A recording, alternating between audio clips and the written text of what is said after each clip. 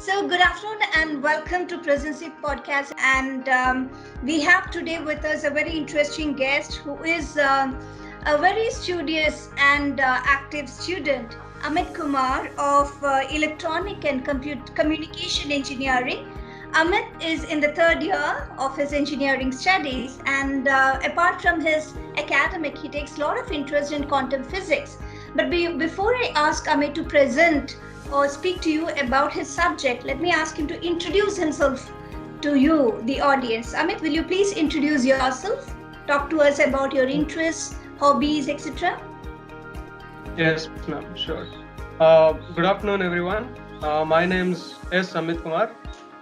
I'm from President's University, Electronics and Communication Engineering. I'm in third year right now, and my interests are in quantum information and computing. I started physics when I accidentally stumbled upon something called field equations from general relativity. My interest is in quantum computing. I would like to study it after my BTech, maybe get a PhD. Absolutely, that's amazing. Your interest in research and further studies is very clear. Really would like to hear you speak about your topic of interest to the audience. I'm sure we are all going to have a great learning experience. So, Amit, over to you. You may start with your introduction. You may start with your slide presentation. So, the stage is entirely yours. Over to you, Amit.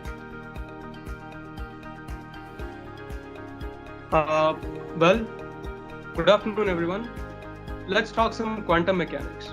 Today, I'll be talking about two fundamental and key concepts of quantum world: quantum entanglement and quantum superposition. To start off, quantum mechanics is physics of particles that are much smaller than objects we see in daily life.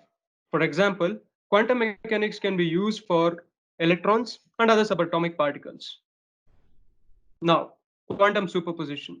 This is the situation where two states coexist at the same time. Let's understand with an example. Taking a transparent red sheet and a transparent blue colored sheet and placing them one on another, aka superpose them to get a violet colored sheet. Red is a pure state, blue is a pure state, but violet is a superposed state of both red and blue. Now let's try to understand a thought experiment designed by Erwin Schrödinger. Consider a cat in a sealed box with a bottle of poison in the box, which may or may not break out after some time, with equal probability of 50% each. If the bottle breaks, then cat dies. If else, it survives. Now, before opening the box, it is impossible to know whether the cat is alive or dead. So the cat is said to be both alive and dead at the same time. This state of cat's life is called superposed state. Let's take a look at another key concept. This one is called quantum entanglement. This is more of an abstract one, but very real. Consider two coins with head and tail on their faces. Now, let's toss them. Outcome of one coin will not affect the outcome of another. But if we make them undergo the process of quantum entanglement, it is possible that outcome of one coin will affect the another. The crazy part is that coins once entangled, results will not vary irrespective of the distance. Say two coins after entanglement, each one of them are placed at edge of the universe. Now let's toss them. If one coin gives head, then other gives head too. If one gives tail, then other gives tail too. Okay. Applications. Um, there are a lot of applications. The real life ones being quantum information and computing, one I'm interested in, and which is used to develop something called quantum computers and to understand superconductivity, quantum tunneling, and so on. Well, one thing in quantum computers, information is stored in special containers called bits. One such bit can either store 0 or 1 or any other special character like a dollar or a hashtag. But in superposed state, this bit can store both 1 and 0 at the same time. Actually, these bits do exist. They are called qubits. Quantum computers work on qubits and use superposition principle to obtain something called quantum supremacy over classical computers.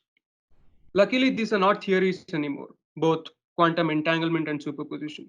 Both of these phenomena are experimentally confirmed. Scientists are using this to understand and develop quantum information, quantum computers, which are much, much more powerful than supercomputers. But there's always more than what meets eye. So keep exploring. Thank you. Thank you, Amit. That was very informative. But I want to ask you to tell us, as an outsider, as a commoner, as somebody who is totally alien to quantum physics, quantum mechanics, or quantum entanglement, which you described as quantum superposition, I want to ask you. Can you explain quantum mechanics, quantum physics in concepts that are like, simple day-to-day life? Where does it figure? And how? Can you give one example and how is it impactful in our day-to-day life? Well, there is something called superconductivity. Okay. Well, what happens in daily life is that we have electric wires laid out in our houses, right? So Right. these electric wires carry something called electric current. Over Mm-hmm. time, the copper in this wire gets heated up, Okay. and this leads to loss of energy. And okay, but what happens in superconductivity is there is no loss, absolutely no loss. Okay. Okay. So, and scientists have been working on superconductivity where you get, suppose, imagine a pipe. Suppose you send 100 balls inside, you should get 100 balls outside of the pipe in Right. principle. Okay. But in our daily life, it gets lost in form of heat. In Right. superconductivity, it's 100%. Mm-hmm. And well, you look at the sky and see why it's blue. You might wonder why it's blue. It includes something called Rayleigh scattering and other quantum phenomenons. Okay. Okay, I particularly like the fact that you talked about energy transfer and how energy can be conserved, or there's no absolute waste of energy during transfer, even in the form of heat, right? Which is what superconductivity is all about, according to the example that you narrated, which is very interesting. Right now, if I'm a student, what options do I have if I were to study this subject? How is it going to be beneficial for me? Have you thought about that? Is there anything you would like to say about it? Well, quantum mechanics is a huge branch. It has Mm-hmm. both theoretical and practical side to it. Well, Okay. there is something called theory of everything, which scientists are trying to figure out now, Okay. which has something called string theory and loop quantum Right. gravity.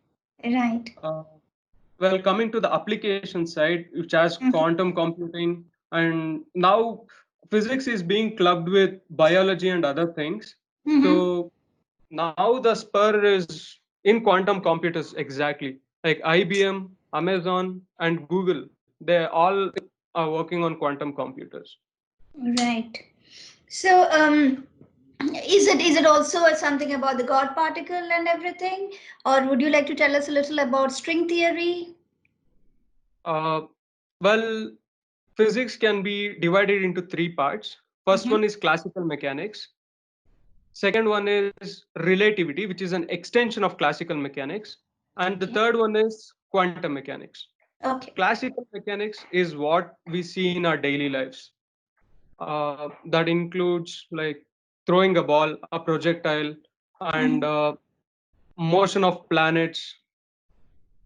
Well, relativity is same thing, but for particles which are moving at very high velocity, nearly to the speed of light. Mm-hmm. Light moves with a velocity of 3 into 10 power 8 meters per second, that is 3 followed by 8 zeros meters per Mm-hmm. second. Mm-hmm. Uh, well, quantum mechanics is physics of very small particles, like things you can't see, electrons and other Mm-hmm. particles. Electrons is made of other particles, which you study under particle physics. Right. Well, relativity has two parts. One is special relativity, another one is general relativity. Mm-hmm. Quantum mechanics clubbed with special relativity gives you something called relativistic quantum mechanics, and quantum mechanics clubbed with general relativity will give you string theory and loop quantum gravity. So in not in in scientific words, scientists are trying to quantize gravity. Okay. That will give you theory of everything. Okay. Okay. Right. Not everything I understood, I can't say, but then it was interesting listening to you. And tell me, when you think of doing your PhD, what is that you're trying to do? What is that particular area of study that you're trying to understand more, or what is that you're intending to do with your PhD? Like, why is PhD so important for you? Well, I love physics because of its complexity and predictability. Like, you plug in some values into an equation, it predicts with absolute certainty. So, quantum mechanics is not exactly about certainty, it's probabilistic. Like, you can say it might be there. So, like, complexity is what intrigues me. So, what happens in a PhD is we take up a problem and we try to find a solution to it, and then will be awarded the doctorate. So I'm not decided what problem I'll be facing. I'll be taking up. I'm planning to take up and do some work with. Right.